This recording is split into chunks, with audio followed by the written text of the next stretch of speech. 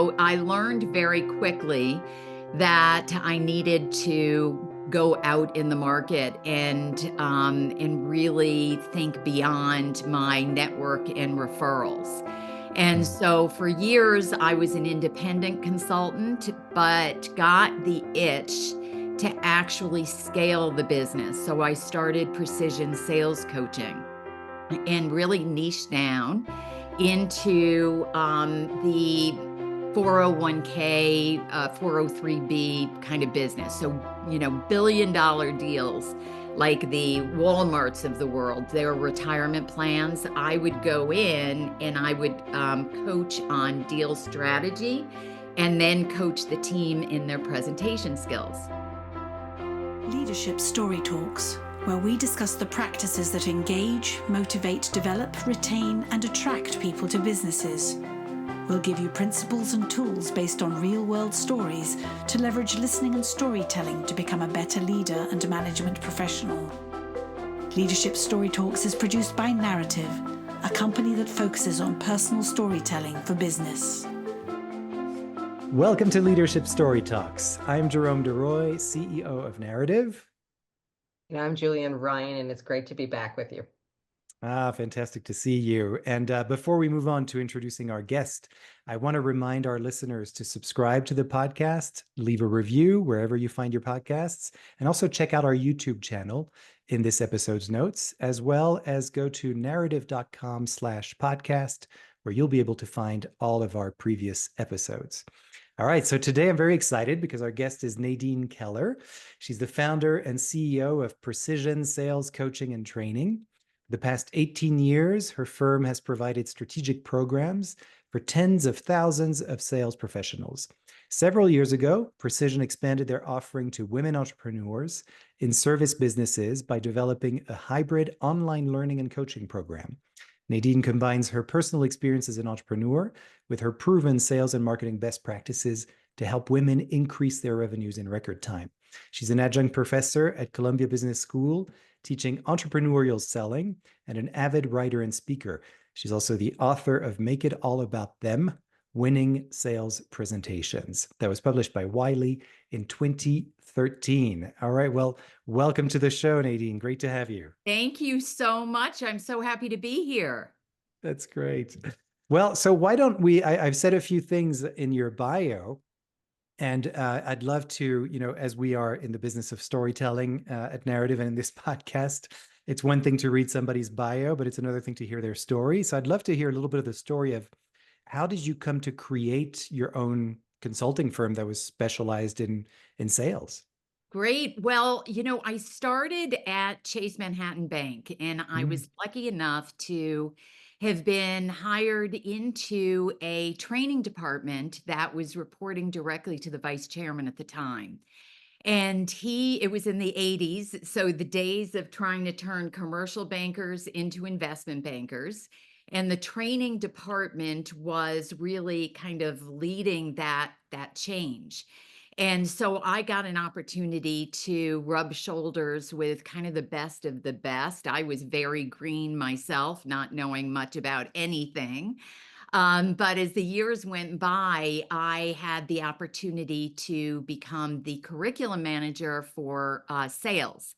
And in those days, sales was a four-letter word to bankers. I'm a banker, I'm not a salesperson. So I had a lot of free time. And that time allowed me to do a lot of research, both inside financial services and outside financial services. And to make a very long story short, it was a little bit like rearranging the deck chairs on the Titanic, unfortunately, because if you know banking history, you know that Chemical took over Chase. Correct. And yes. And so I got tapped on the shoulder to be the chairman's communications person.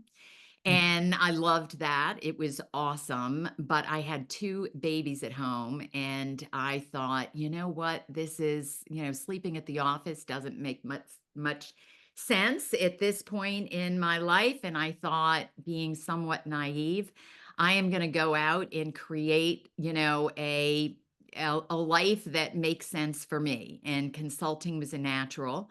Chase became my first client. JP Morgan became my second.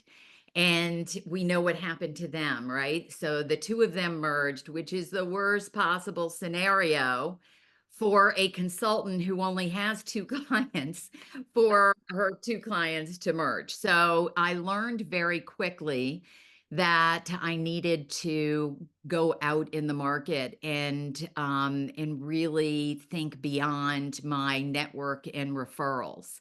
And Mm, so for years, I was an independent consultant, but got the itch to actually scale the business. So I started Precision Sales Coaching and really niche down into the 401k, 403b kind of business. So, billion-dollar deals like the Walmarts of the world, their retirement plans. I would go in and I would coach on deal strategy and then coach the team in their presentation skills. mm, So that's how I started the original business, Precision Sales Coaching, and had, just a wonderful experience. We're still doing that. That's where the book came from, Make It All About Them. And then, of course, I started I don't know if you want me to go there yet, but started the Precision Sales Accelerator. yeah. I do love the title of the book, and that how you pivoted and made some challenges opportunities and found problems that you could solve. And so I'd love to hear about the title. What you what was some of the incentives about writing the book, and what you wanted to do to differentiate yourself from other sales book, publications. Yes. Well, it's interesting you're saying that, Julienne, because I remember someone saying to me, "Oh my gosh, there are so many sales books out there. How is yours going to be different?" And make it all about them is kind of a mantra. I say that all the time. I think it is the absolute critical piece to being effective in sales.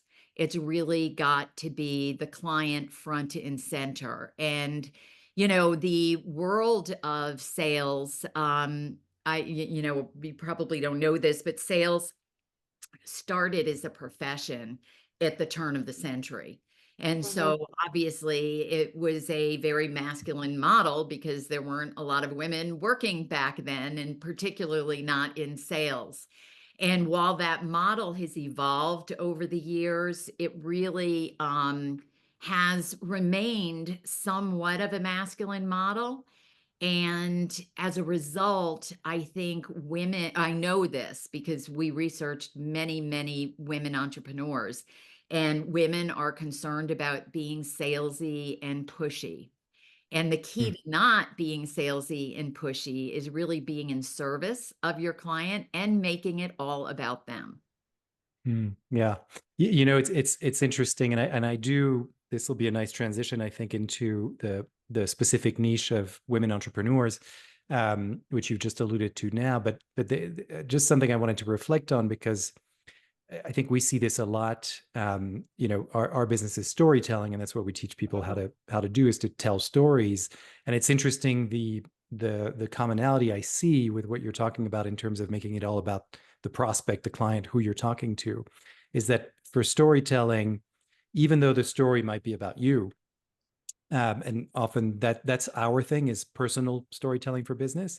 Um, the the gaze that you have, or what you're trying to do, where your focus is on connecting with the person who's on the other side, and that's what you're Absolutely. always keeping your eye on. So that just reminded me of that. Yeah. Yeah, in the institutional world, when I started this business, it was all about them.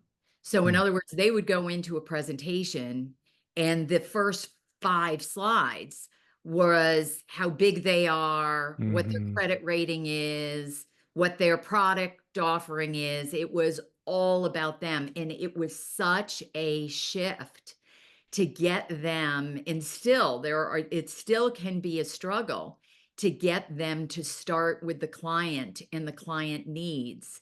And as you say, that story, and we talk about 3 levels of story. There's the story to the marketplace, and then there is that story that gets customized specifically for this client based on their needs and their situation. And then, of course, there's the story within the story, which is kind of the once upon a time story that makes what you're saying relatable and Mm. memorable. Mm. Yeah. Yeah, I love that because when we're using story in so many different ways in our work, people always ask us, yes, it can be entertaining. People like to listen to a story that they connect with, but the magic is when the audience or the participants start to share and talk among themselves and start to have it connected, that you've broken through that wall of you and versus them, and it becomes us, and they And start to it's the participate. human connection that is Yeah. Hmm. so important, and that happens with storytelling. You know, Mm. I remember, and I have this in the book actually, a story. I was coaching a deal, and it was for UPS Teamsters. Mm. And so that was the client, right? They were going for their retirement plan. And so it's a war room kind of a situation with all the flip charts up and everybody's all excited. And, we're going through all the slides and practicing and that kind of thing. And during the break, a woman said, I really hope we get this deal, because she said, my dad was a UPS, worked for UPS. He was a driver, and he actually received the coveted brown jacket, which I had never heard about, but they give that to drivers with a perfect driving record at retirement, Mm. and they don't give a lot of them. So she told us this story, and I said to her, "Oh my gosh, you have got to make that part of your, presentation." And so sure enough, she did. And the team, when we were doing the debrief, they said everything changed. The energy of the room changed. Everything. I mean, it was just like this unbelievable shift. Mm. And they ended up winning the business. Mm. Oh, Yeah. bravo. Yes. Yeah. And It's I have so many stories like that. I mean, it's just amazing the power of storytelling. Yeah, it's that human connection that we all crave, and for some Mhm. reason, I started my career in finance as well, and for some reason, many people have decided, and maybe it's a cultural thing. I think it is, at least for my corporate experience, it was definitely a cultural thing of creating your own language and jargon, which is helpful because that's how we can sort of understand each other within this thing that we're all doing in common. But once you get out of that and you start to talk to other people and other companies, and you're trying to sell something or just trying to make that connection, people forget that there's that human connection that we can easily make, because all Yes. of those experiences, like the one you just talked about, it's available to everyone. And we don't have to look Mhm. very far. But it's interesting how people just kind of forget that the minute they are into these positions where, now it's got to be all about the corporate speak and the corporate Oh product my and the gosh. features and I all mean, that. you are so speaking my language. We talk about jargon all the time, and research shows us that um, people who use jargon are considered to be less trustworthy. Hmm. And I would Hmm. also add to that, when they use the jargon to someone who may know what it means, but they don't use it all the time, their listening actually decreases because they have to process it. And so it's funny because when we're young, in our career, we use jargon for credibility because we want Hmm. to show that we're a part of the club. But being part of a club means that there are outsiders to that club. And Right. and so we use these, industries have so much jargon that they don't even recognize it as jargon. It's crazy. Yeah. It's, Yeah. it's so funny. So we do a lot of exercises around that. Yeah. But Interesting. you gave us gold a few minutes ago because I have expressions. Jerome has his own expressions when he does a story, that the best stories are already in the room, and it's our responsibility to find them and curate them.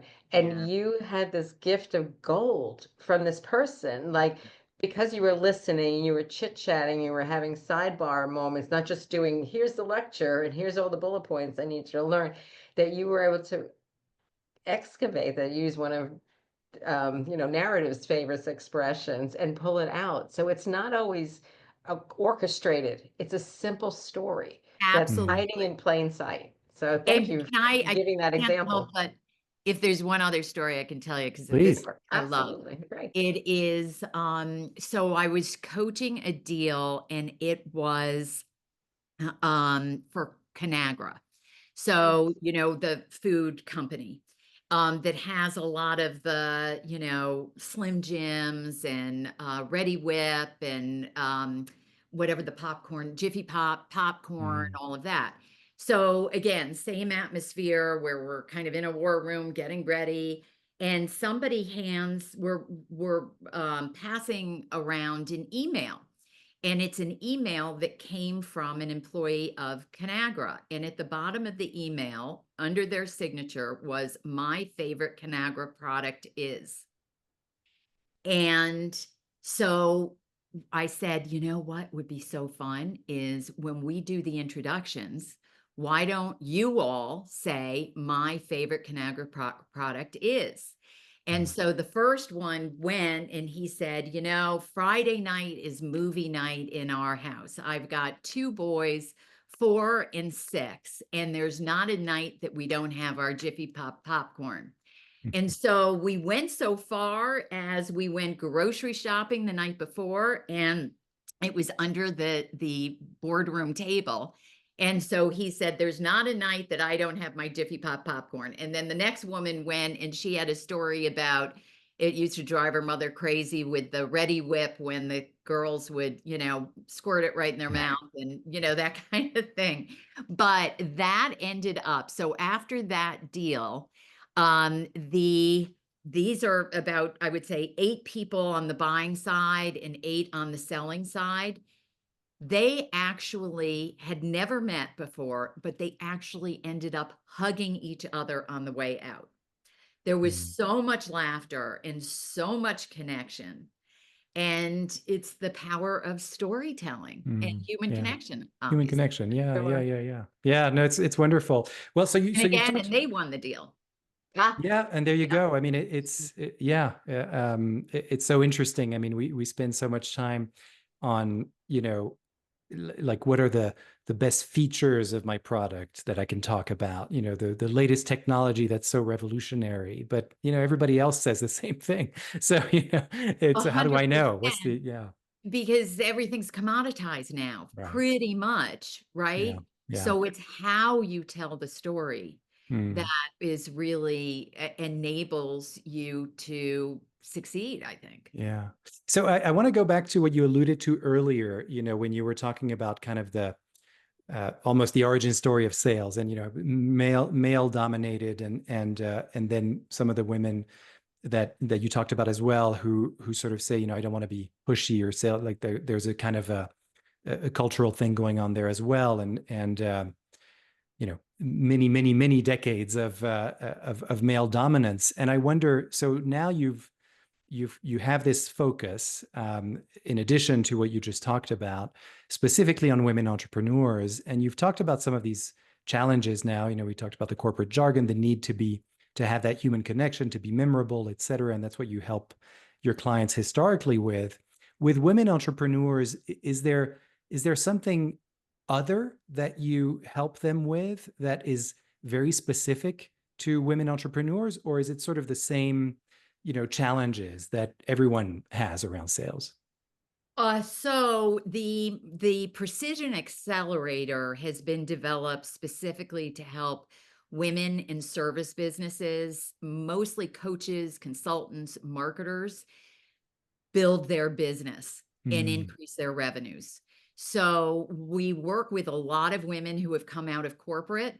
They want to be a consultant or they want to be a coach. They've had some success with it, but they've hit a revenue plateau and mm, they don't know how to break through it. And usually that revenue plateau has to do with they haven't really built the foundation that they needed to in order to build their business. And the mm, foundation are things like their niche and really knowing inside and out their ideal client mm, and putting together an offer that is irresistible and that is priced.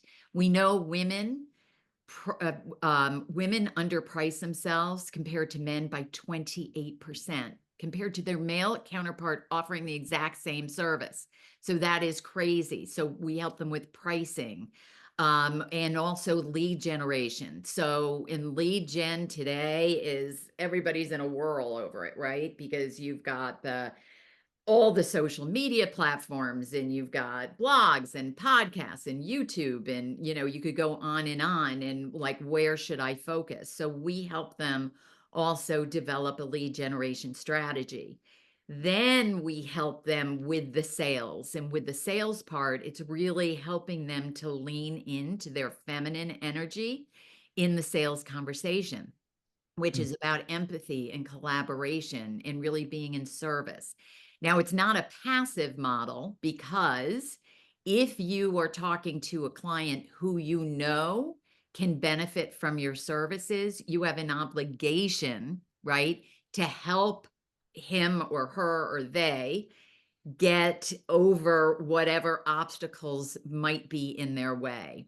And then of course it's also kind of stepping into the role of CEO, being an authority in your field, making sure that you've got the systems in place, you're making decisions based on data, and you're building out your team as necessary. So you're not, we heard time and time again in our interviews with the women about feeling like a hamster on the wheel, right? So mm. that you can find joy in your work and really have a balance. Yeah. It's Good. I'm curious about that last word you just used, balance, and how do you, because I seem to remember that from one of our conversations, and maybe you can talk to this. Is there's a kind of a threshold that you're helping, these women clients of yours to get past, and that balance that you talk about seems to be something that could be an obstacle. In other words, I'm spending all my time over here, and then I also want to spend all my time over here. How do I do that in such a way that I'm not actually sacrificing one or the other? I'm curious if that's something that comes up a lot, and how do you get people to achieve balance? How do you get there? Yeah, so balance, I think I mentioned that Linda, my partner, and I interviewed over 100 women entrepreneurs before developing this program. Mm, And so we learned a lot. There was a lot of consistency in that. And I'll get to the answer of your question through the or answering your question through this, but some of the themes that we saw were uh, um, imposter syndrome, mm, alive and well. Interestingly enough, if you look at the research on imposter syndrome, it is the most successful women who tend to have it. In fact, Oprah and Michelle Obama talk about their issues with imposter syndrome. We had shiny object syndrome, which goes a little bit to what you're talking about here.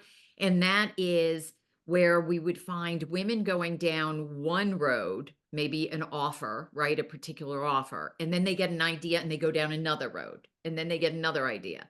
And I think that is often rooted in fear, the fear of failure, fear of success, fear of sustaining the success if I get there. mm, So this idea of balance, Linda and I were very thoughtful about writing our mission and values. And very much a part of that is helping women find the balance and the financial freedom so that they can enjoy their lives and their families. And we have many clients who come and who will say, I just want to work a 4-day work week because I've got young children or because I want to travel or something else. And so when you design your business with specific goals in mind, you can absolutely achieve that. And they have, Mm, so I think that's balance. And financial freedom is an important phrase that we use all the time. mm, And yeah, you know focus is another one. yeah, yeah, yeah. No, that makes a lot of sense, and makes a lot of sense that entrepreneurs in particular would benefit from having that kind of encouragement and structure and sort of like Yes. guidance. And you know what else, Jerome? Community. Mm, This I can speak to myself, as the two of you can probably relate to. As an entrepreneur journey is a lonely journey. And when you're doing it all on your own, and I think particularly women and maybe men, I mean, I know men benefit from community as well, but we just see it all the time, and our clients value that so much, just having a support system, and somebody, a sounding board, right? And mindset is so huge in the entrepreneurial journey because you've got your ups and downs and all arounds, right? yeah. And so community really can help with that as well. Yeah. And so in your program, that's interesting. You mentioned that word community because it was truly in my mind as I was hearing you speak. So I'm glad you spoke to that. But I'm curious in terms of your program, is that how it works? In other words, when someone comes to you to work with you, they're also part of a broader community of Yes. people who are going through the same program? Uh-huh. Yes, very Got much it. so. Yeah. So yeah, we have a digital platform. We have one-on-one coaching through that foundational piece that I talked about, the niche, because it can get so muddy, and we feel that they really, we know that, that's where you really need a sounding board very specific to your business. But then we have group coaching, and then we have Facebook community, and the women are so incredibly supportive of each other. It's Mm. awesome. That's fantastic. What a wonderful program, and congratulations for setting that up in the Thank first you. place and having so much success with it. So I'd love to bring it back to you and your personal connections to what it is that you do, by asking a question that we ask of all of our guests, and that is if you could tell us about an experience that has shaped who you are today, that still kind of influences you or informs your work in some way. So this is a big one. During the pandemic, I lost my husband unexpectedly. Hmm. And it was not from COVID, but he had a massive heart attack. And I was so grateful in the fact that both of my 20-plus-year-old boys were home with us for incredible family time before it happened. But it has shaped my life. It's obviously in some ways a tragedy, right? But a lot of positive things came from it as well. And I would not be doing what I'm doing today with the accelerator had it not been that, because it Hmm. made me question what my legacy was. And as much as I loved and love, right, working on the institutional side of the business, the reality was that 95% of who I was working with were men. And I always Mm. say, wealthy men, making wealthy men wealthier and wealthy institutions wealthier. And I thought, as much as I love that, I want to be doing something that has a greater impact, particularly on women. Because when I started my consulting practice 20 years ago, there were not a lot of women like me helping women like me. And so, therefore I was very much on my own. And had I had some guidance, I would have been able to spend more time with my husband and children. And Mm. obviously those days are gone. So I don't want that for other women. And that's almost going back to Jerome, the balance piece of it. And why balance is so important is because we want to be able to enjoy our friends, our family, our hobbies, all of that. Not be up worried at night if your business is going to survive. Hmm. Yeah. I want to just say thank you for sharing that, because it will show many about how you used pain and made it your purpose and took it forward. You were your story, or you amended your story in a very important way. So that is a very special message that you're sharing with us. Yeah, thank you so much. And what I was also thinking is whenever this happens a lot with entrepreneurs, where something happens in your life and you decide to do something based on that thing that happened, and it's only in hindsight that you might realize, oh, that's why I'm doing what I'm doing, right? But whatever the case, there's that kind of origin story is not far away usually when we talk to entrepreneurs, and it's also a reflection. Your life is a mirror essentially to what it is that you're offering other people, and that to me creates a lot of trust. So there was already zero doubt in my mind that what you were That's right. offering was extremely valuable, but now it's 10 times that, right? I Thank really you. trust you. If I know anyone who comes to me and says, "Hey, I'm having a tough time being an entrepreneur," I'm going to send them your way. And like, Yeah. Thank yeah, I you. mean, for sure. There's, yeah, no doubt about it. Well, so, and that's my way of saying thank you for sharing that story Mhm. with us as well and with our listeners. What a great privilege. So sadly, we're coming to the end of our time together. And we've covered a lot of ground. I really think our listeners are going to take away a lot of things, even practical things what we were talking about earlier. Avoid the jargon, make a connection, be human, be memorable, tell a story, find something personal. There's a lot there that I think people will find very valuable. Um, I'm curious if there's anything that you would want to leave our listeners with, whether that's a particular resource or something that hasn't been covered in our conversation so far.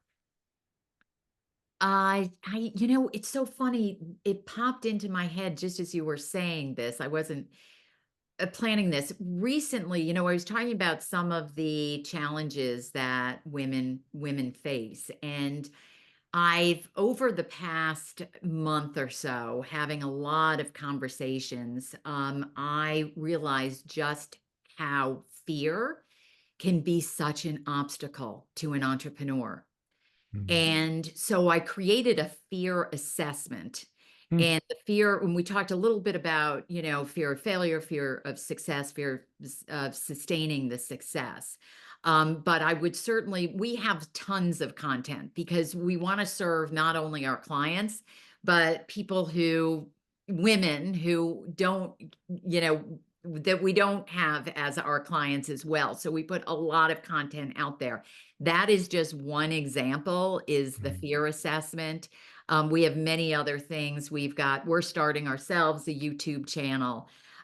So yeah, so I appreciate you putting in the notes, any of those links, so that women and men, we love men, too, but can, benefit from our work. Yeah, absolutely. Well, and to be fair, I think there's a huge history of men getting all the resources for themselves. So I think it's time to share that wealth. So I'm very pleased to hear that there is this offering out there in the world. I certainly see it as a very valuable thing. And as a matter of fact, it's funny because this just popped into my head. My wife the other night was up at all hours, and I asked her what happened last night, and she said, "Well, I had this idea and I had to write it down. For many years, she's an artist and also an educator, and for many years she's had this vision of creating a space that would be art based, but with a storefront for children and for mothers, et cetera, that could bring their children. They could all do art together. And so anyway, so she was planning out what the space would look like, et cetera. And she has spoken to me, and I've been pushing her because I'm an entrepreneur myself to do something. And she has spoken to me exactly about these fears that you just spelled out for us.